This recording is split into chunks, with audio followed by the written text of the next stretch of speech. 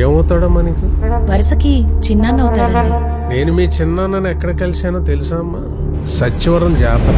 ఆ రోజు ఎదటోడిని కొట్టడంలో ఆయన చూపించిన శ్రద్ధ చాలా గొప్ప విషయం.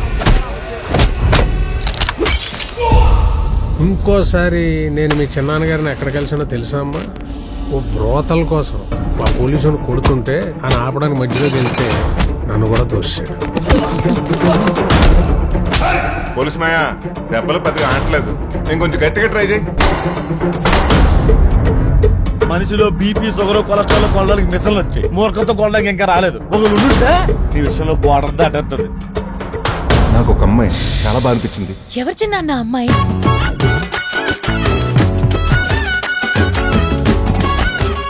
ఆ సిగరెట్ మందు ఆ మూడోది చెప్పాలంటేనే ఏదోలా ఉంది. మానేయచ్చు కదా. ఈ రోజు నుంచి మందు సిగరెట్ అన్ని బంద్.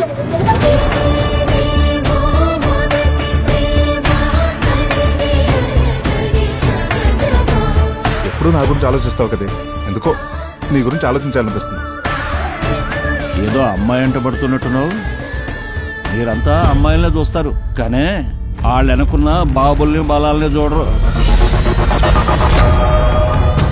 అప్పుడే నేను వాడిని కూర్చోబెట్టి వాడికి అర్థమయ్యేలాగా చెప్పుండాల్సి. అప్పుడు నేను చెప్పలేదు, ఇప్పుడు ఆడింటలేదు. నన్ను వద్దనుకున్న వాళ్ళు ఎవరి కోసం నేను ఆలోచించను, బాధపడను. వాడిని ఎప్పుడు ఎలా కొట్టాలో నాకు వదిలేయండి.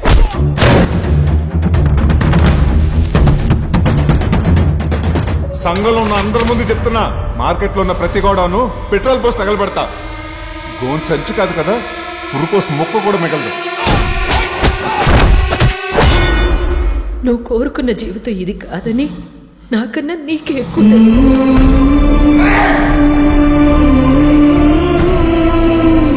బతుకున్నంతకాలం ఈ బాధను అనుభవించాల్సిందే. చచ్చే రోజు వచ్చేదాకా చావు కోసం ఎదురు చూడాల్సిందే.